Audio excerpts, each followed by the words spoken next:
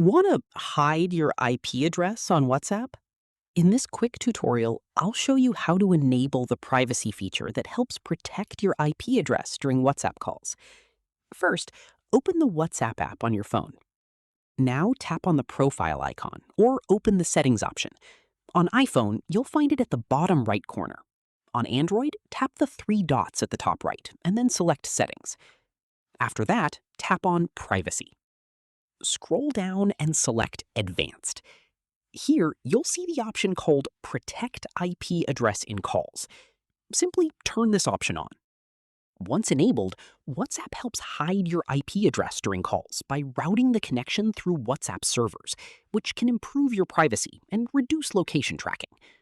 Keep in mind, this feature mainly works for WhatsApp calls and may slightly reduce call quality in some cases.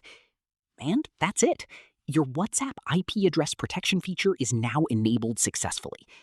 If this tutorial helped you, make sure to like the video and subscribe for more WhatsApp privacy and security tutorials.